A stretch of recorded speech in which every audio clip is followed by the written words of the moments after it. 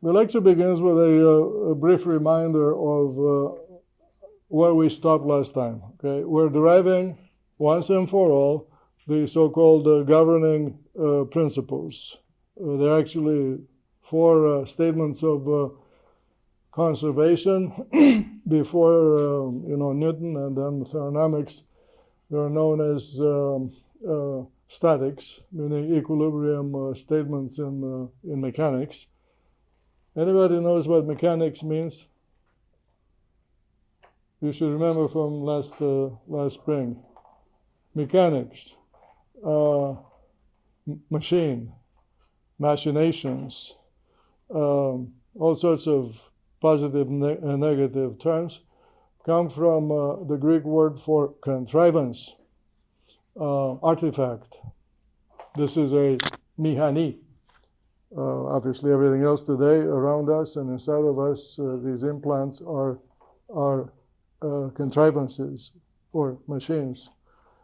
So if you want to play a joke on people, ask them what the mechanical engineering really means,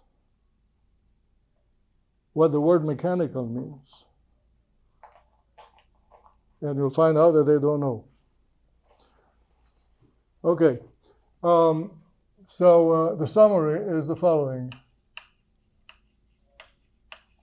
There are four statements, mass conservation, which for our purpose here on the blackboard refer to a relatively simple setting, that of a two-dimensional flow in y versus x.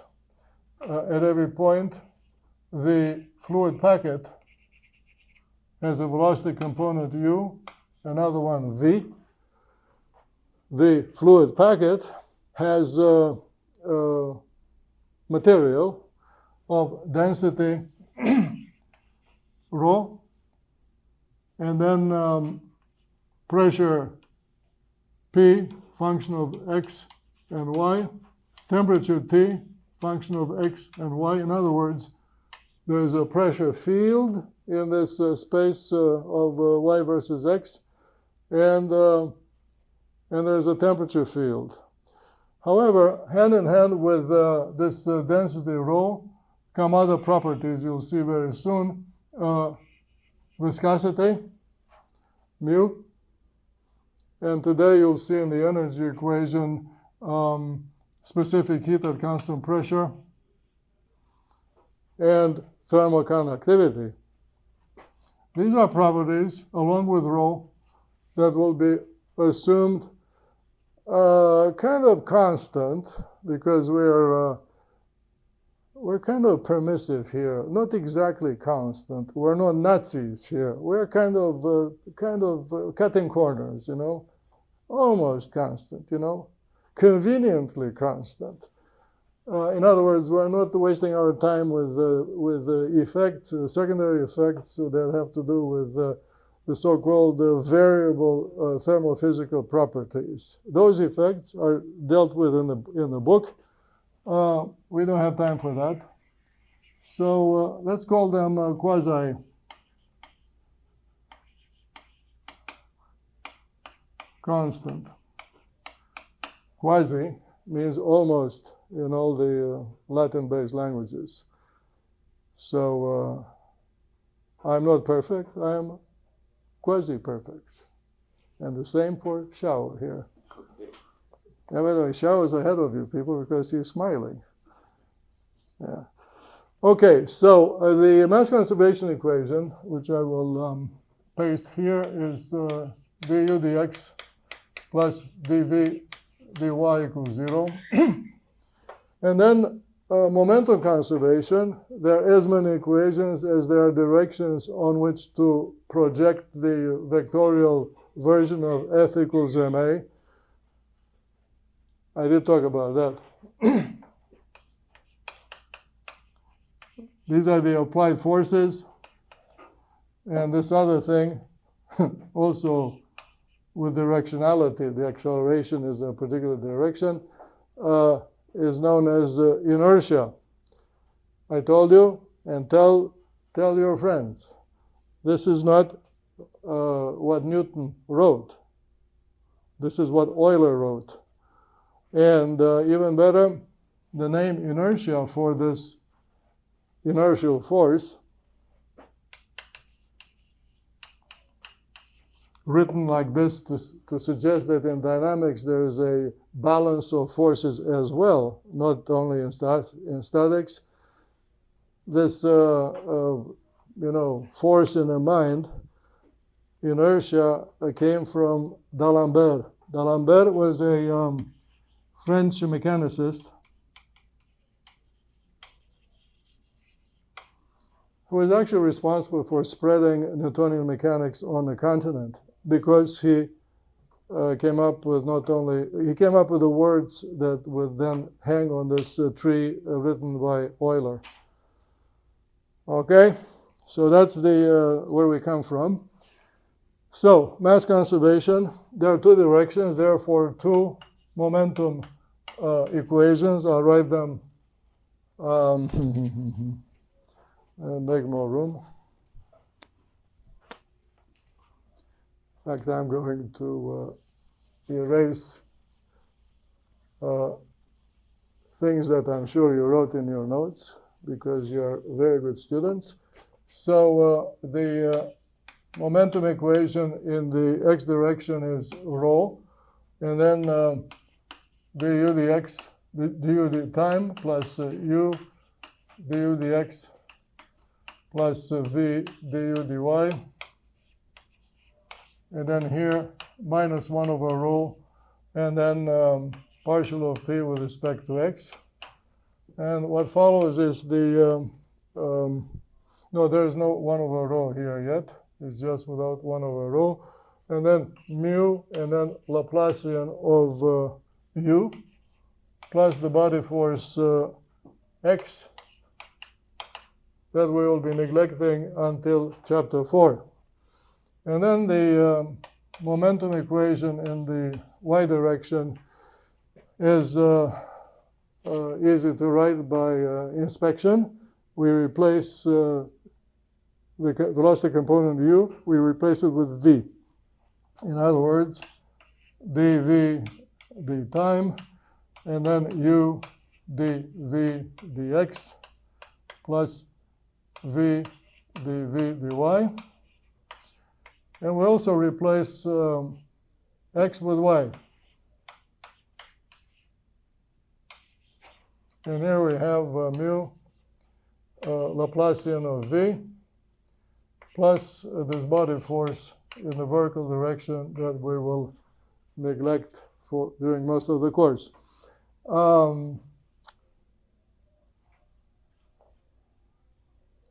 This viscosity mu comes from the so-called Newtonian fluids, meaning that the shear stress is proportional to the rate of shearing, or the velocity gradient in the direction normal to the force. That definition is should be ingrained in your minds from undergraduate fluid mechanics. If not, you'll find it in the textbook. All right, so now what about the energy equation, which will find its place here in the table. The energy equation is a rewriting of the first law of thermodynamics, the simplest statement of which is to be found in an undergraduate thermodynamics book. So here's the control volume, the so-called open system control volume, and with the flow of course, mass, but what matters in the first law accounting of energy flow in and out is the enthalpy flow rate, m dot h, going in, or h is the specific enthalpy. That is a combined local property. H is a specific internal energy, or more generally, energy per unit mass, plus pressure times specific volume, which in convection we don't say specific volume, we say the inverse of density. So these things are notions from thermodynamics.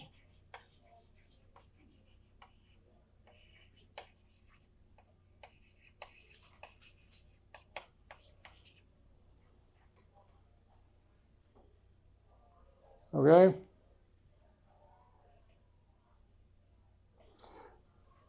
At the other end, there is outflow, m dot h, out. There is, in principle, work being extracted from the system at the rate W dot. W dot means watts, work per unit time. And at the same time, there is, in principle, heating of rate Q. In thermodynamics, we use the word, the symbol Q dot, another stream of watts. Again, I talked about heating last time. It is a current of energy that's driven or occurs in the presence of a temperature difference. What is the temperature? Well, that is, again, in the thinker's mind. But we have an instrument that can be read to report a measurement that assigns a number to the feeling of hot versus cold. You get here the idea, the aha, that all of this science comes from human perception, either direct, as in the case of work, because work comes from visible motion, displacement, you see, or it comes from other perceptions, such as warm versus cold. So ask your mind what these things mean and where the words come from. The first law in thermodynamics, oh, by the way, the box has a mass inventory, and it has a temperature and a pressure and all the other properties, including density and so on, as admitted already in the writing of those equations. And the thermodynamics way of writing this is that the energy inventory of the, it has an energy inventory. It has an entropy inventory. All these things that you've learned thermodynamics are properties of the stuff in the arbitrary box. Because you could put anything you want in this box. You can put the chicken, you can put your shoes, you can put your wallet, whatever you want in the box. Every single example is a system. All right, so the rate of change of this particular inventory increases, or is greater, as the Q that comes in minus the W that departs, and then plus what is being added as m dot h in, and minus what is being subtracted. And that's it.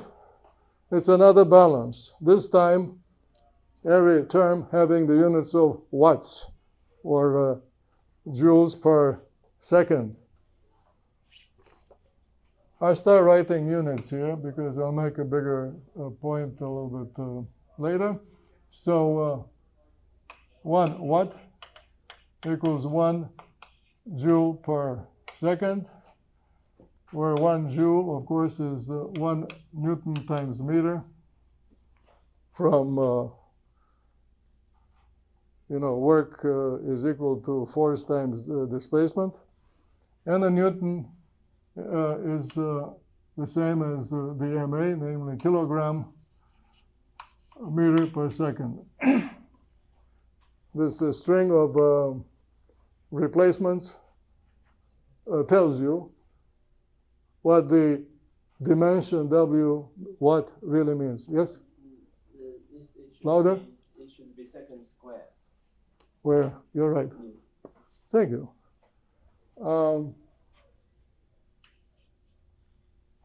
Yeah, that's very good. Okay, now you've just canceled the negative grade I gave you in the beginning because you looked quiet, okay? Now you're back at this. Hey, if I don't pick on you, on whom can I pick, okay? So,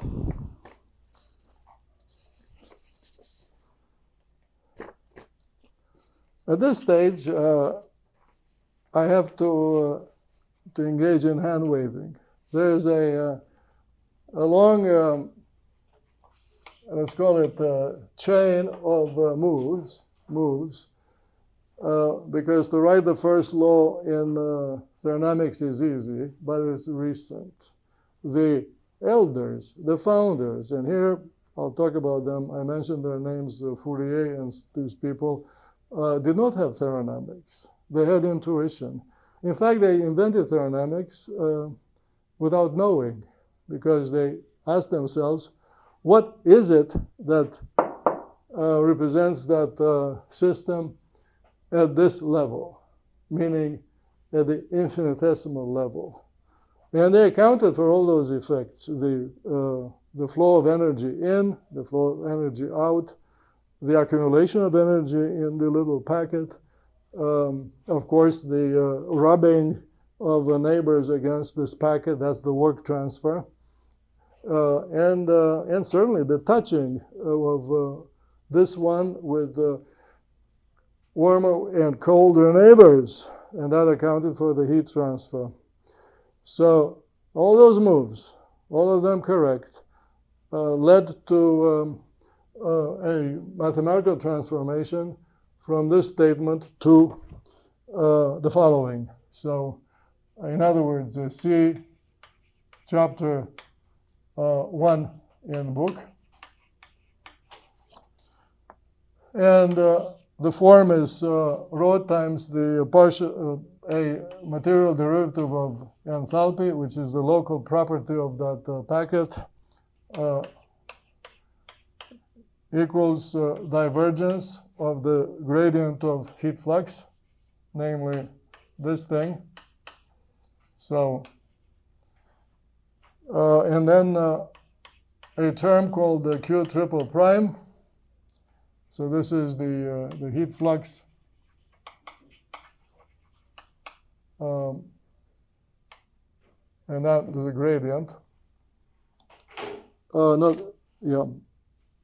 That's actually not the gradient, it's the divergence of this particular vector. And then plus dp, the time, and mu phi. It looks like Greek, but there is physical meaning to every single term. The terms on the right-hand side refer to energy transfer by contact, known as conduction or thermal diffusion. The second term refers to internal heat generation.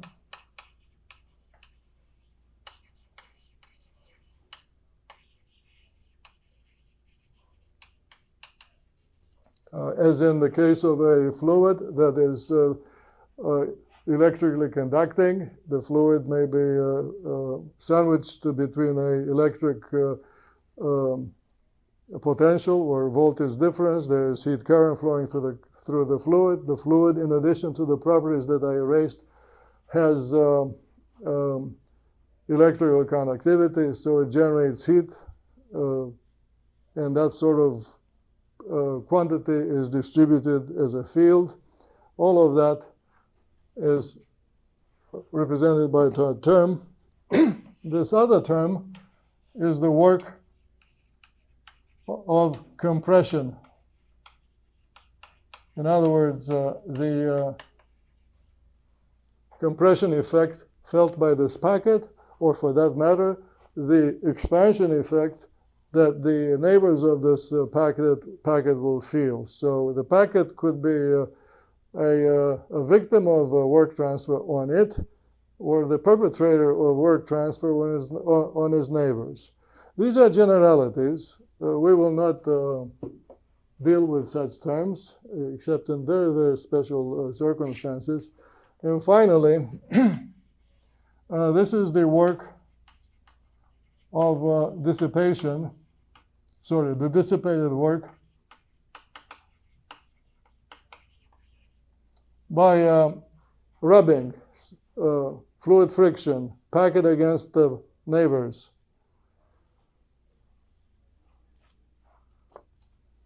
This is complete, not easy to get to. By the way, this other thing, the first law for open systems, for the most general setting which was sketched here, did not come from Rankin, Clausius, and William Thomson, later known as Lord Kelvin. It came one generation later from a German professor famous for designing locomotives, steam locomotives. Zeuner, his name.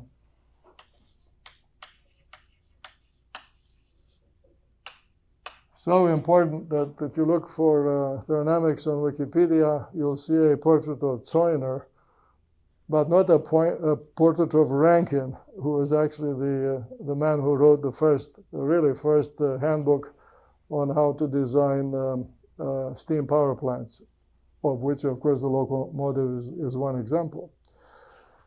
All right, so here we are at this, where thermal conductivity has its own definition. Let me put it here. Thermal conductivity is, in fact, a proportionality constant. I may have mentioned it last time, between heat flux and temperature gradient. So the temperature gradient has Kelvin degrees as dimension. The heat flux has the units of watt per meter squared. In other words, the juice divided by the cross-sectional area that it pierces. And then you see immediately the units of K, which are watts per meter squared K. Anyway, so that's thermal conductivity.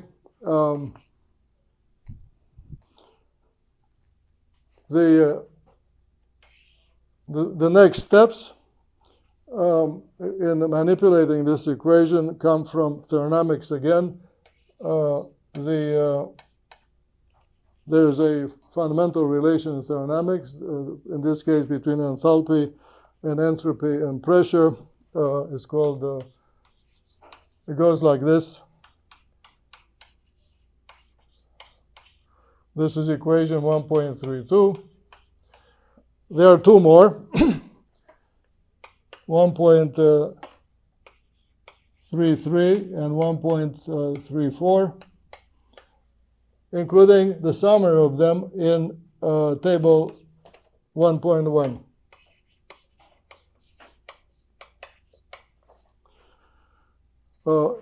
During these recollections from thermodynamics, one runs into an important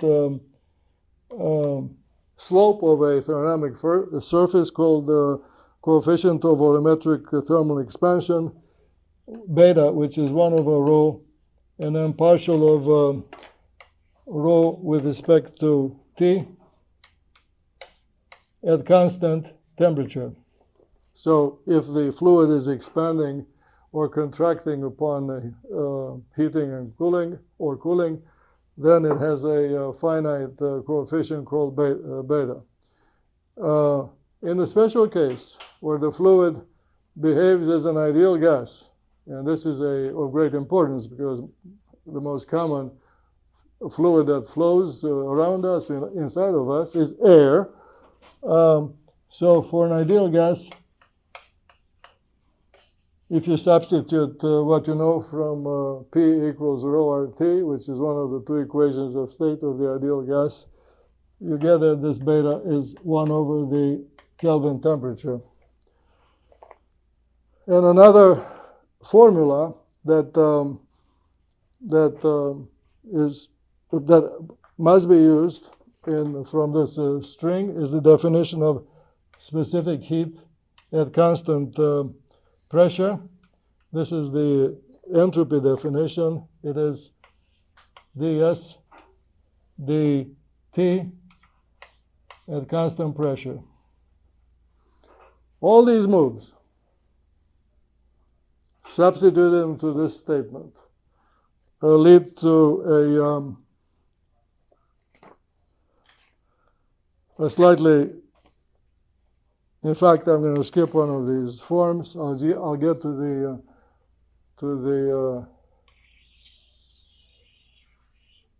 the mother of the expression that will fit here in a table, and that is rho Cp, and then partial of t with respect to time, plus u partial of t with, in fact, I'm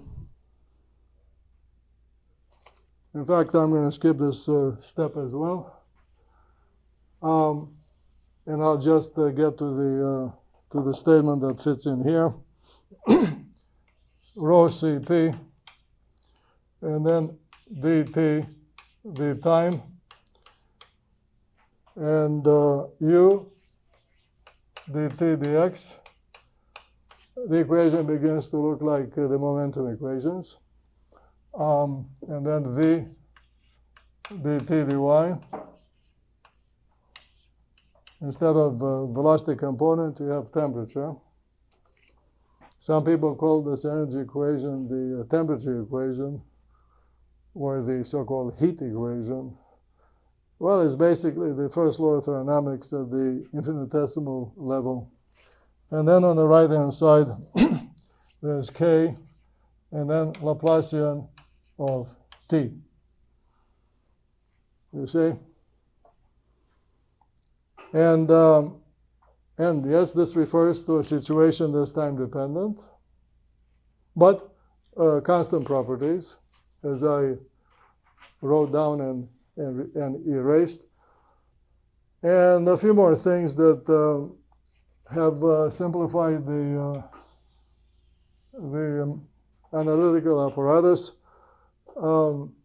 If one divides the momentum equations by rho, then one arrives at the, instead of mu here, at mu over rho, which is the kinematic viscosity, as opposed to the original viscosity, also known as dynamic viscosity. Kinematic viscosity has the units of meters squared per second. And if the energy equation is divided by rho Cp, then one arrives at the ratio K over rho Cp, which is known as thermal diffusivity. And the thermal diffusivity has the same units as nu.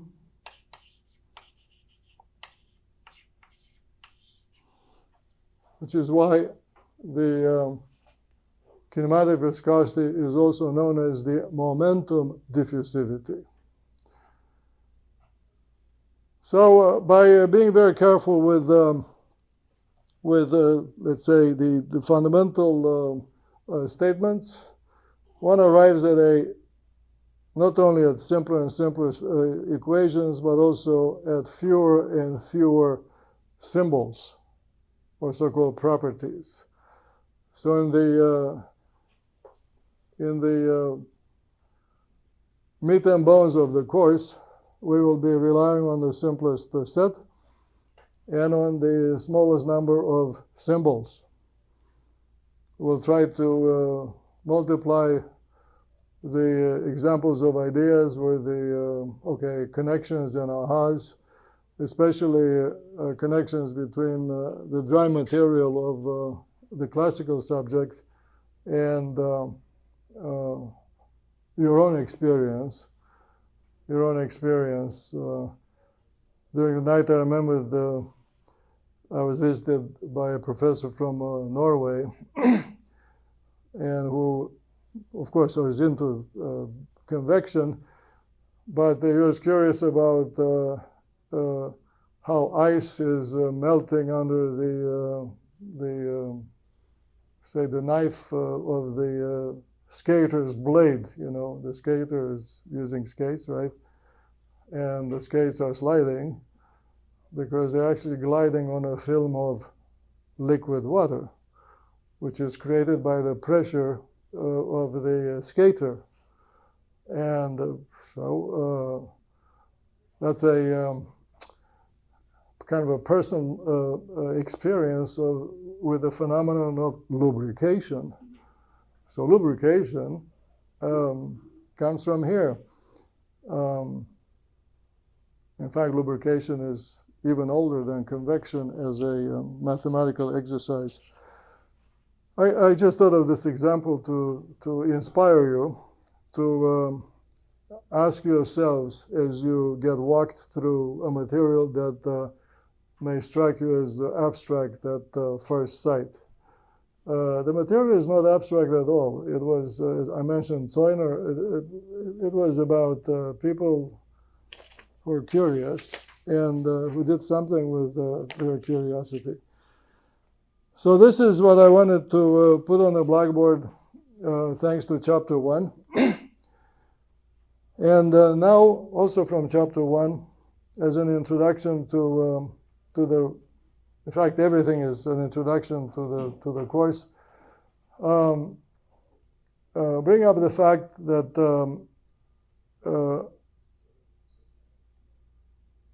the reason I'm able not to engage in applied mathematics here is that I have a better and, from my point of view, much more useful method to employ in order to open your minds to the physics behind these convective flow configurations. And that technique is called scale analysis.